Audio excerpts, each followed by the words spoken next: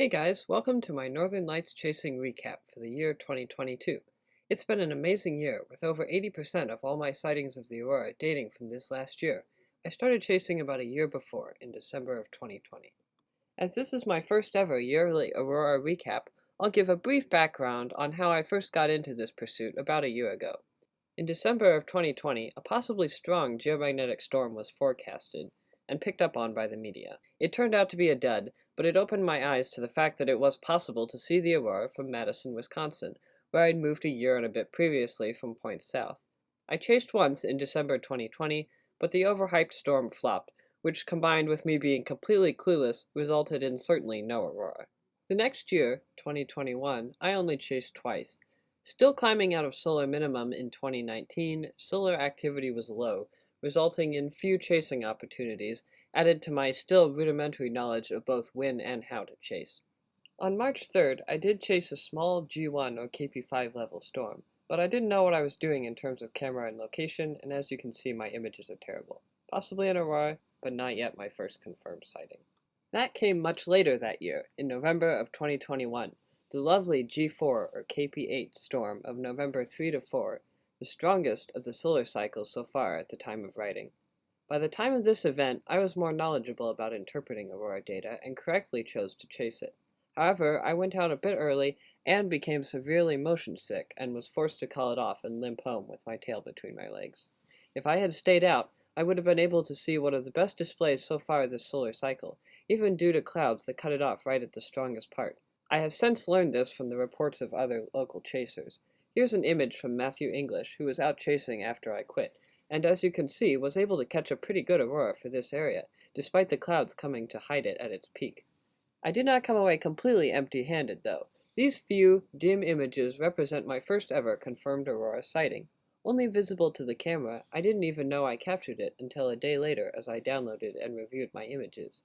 As you can see, a clear green color is evident. It's far from a spectacular capture, due to my being forced to cut the chase short and lack of knowledge of appropriate camera settings. This image is much darker than it could have been. That's a wrap for 2021, which contained my first sighting. I'd made progress, but had leagues further to go. Which brings us to 2022, the real focus of this recap. Apologies for the lengthy preamble. I felt that to truly appreciate the breakout success that was 2022, one had to know the backstory, which up till now contained only the most meager of successes. My first chase of the year was April 10th, a strong G3 or KP7 level storm.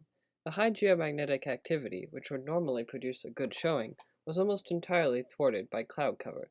I was determined and chased anyway. Some small gaps in the clouds permitted me to glimpse the green light of the aurora shining through, and a dim reddish glow was also seen filtering through the clouds. This is pretty unmistakably aurora, and when referenced with imagery from northern Wisconsin where skies were clear, you can see it color matches with mine and shows something like I could have seen, if not for those annoying clouds. Image by Dirk S. Miller of Rice Lake, Wisconsin.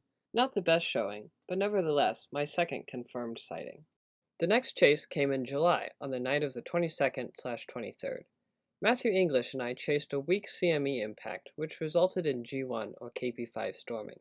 Despite the weaker-than-hoped activity, we did still manage to capture the aurora. More favorable conditions and location, combined with increased knowledge about aurora photography, let us document the KP4 aurora from just outside Madison. This was also the first time I experimented with time-lapse imagery, a form I would utilize again and greatly refine.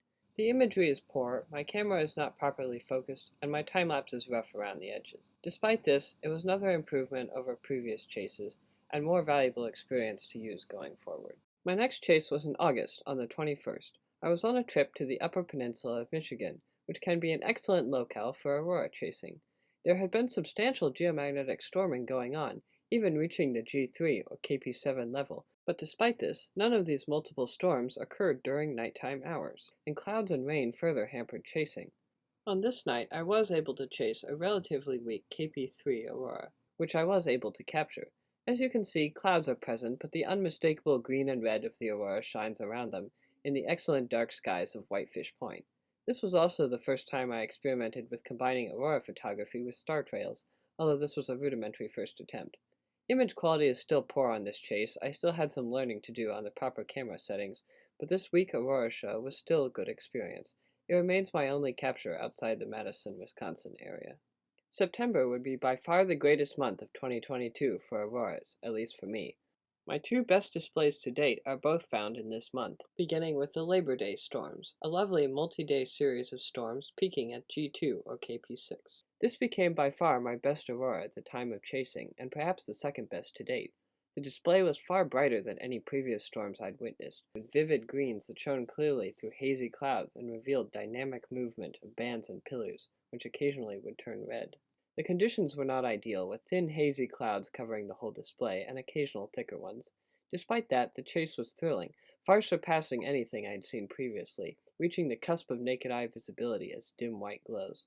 I utilized time-lapse imagery for the second time, improving it over the last time, and it really conveyed the dynamic aurora in a way still photos do not. I would again experiment with a combination star trails and aurora image with mixed success. Despite limitations from hazy clouds, this was by far my best aurora at that time, and gave valuable experience in chasing, photography, and photo editing. In late September, on the 27th, the aurora danced again. It was a surprise G2 KP6 display that seemed to contradict the data, leading my friend and fellow chaser Matthew English and I to term it the impossible aurora. At first, clouds completely covered the northern sky, but we persisted, and began to see hints of green through gaps in the clouds. The gaps grew, and suddenly the clouds fragmented, revealing a display unlike anything I had seen before, with a green arc topped by vivid reds, the most intense colors either I or more experienced chasers said they had seen in a long time. As the clouds continued to clear, unfortunately the aurora decreased in strength, meaning the best captures were from that partially cloudy stretch. This storm resulted in my favorite image captures so far due to the brilliant colors and the very clear skies between the clouds. I created a time-lapse again, utilizing improvements to my technique to give my best aurora time-lapse so far. Truly a lovely display and an incredible month for a beginning and fast becoming more experienced aurora chaser. Less than a week later, on October 3rd, the aurora danced yet again. This was a far more subtle show, reaching only G1 or KP5 levels, which combined with increased moonlight and haze low in the sky made this a faint aurora. Nevertheless, the aurora is unmistakable, with dim pillars that march along the horizon and grow and fade of a greenish to purplish color. The time-lapse shows their movement especially well, cementing its position as a crucial tool in my photography arsenal. On October 29th, I chased a weak KP4 aurora. Already a dim display, some haze in the sky to the north largely blotted it out. I do think I caught the dim green and red of the aurora showing through, but the dimness of the colors, the extent of the haze and light pollution, and the lack of any aurora hallmark like pillars leads this to being a debatable capture. I personally think it does, oh so dimly, show the aurora, but experts might disagree, which is valid.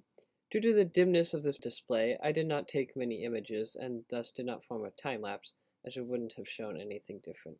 November 29th netted my last confirmed aurora sighting of the year. It was only a G1 KP5 storm, but occurred at the perfect time of night in ideal conditions of no moon and almost perfectly clear skies. I chased it, driving a little further out than previous chases to a new, darker location I had found. The bright yellow glow here and the white one here are light pollution, the rest is aurora. The green and red colors of the aurora were apparent, with some dim but visible pillars indisputably proving the aurora's presence. I also made a Star Trails aurora image, my favorite so far of that type. This represents my last confirmed aurora sighting of the year 2022. All in all, it was a fantastic year, which saw me go from a rank beginner with only one measly little confirmable sighting of a thoroughly unimpressive green glow to a much more experienced chaser with greatly increased knowledge of interpreting aurora data, chasing methodologies, aurora photography skills, etc., and several lovely displays under my belt. Beginning to chase in late 2020 was both the best and worst time to start. The worst because having just passed solar minimum in 2019, auroral activity was quite low, events being rare and weaker, making chasing, especially at these relatively southerly latitudes, pretty challenging. However, it was also the best time, as it gives the longest time of increased aurora activity to look forward to before the next minimum.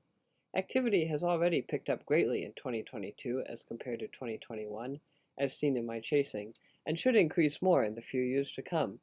I'm eager to chase more and stronger shows than I've ever seen before around Madison, Wisconsin, and maybe more northerly locales like the UP.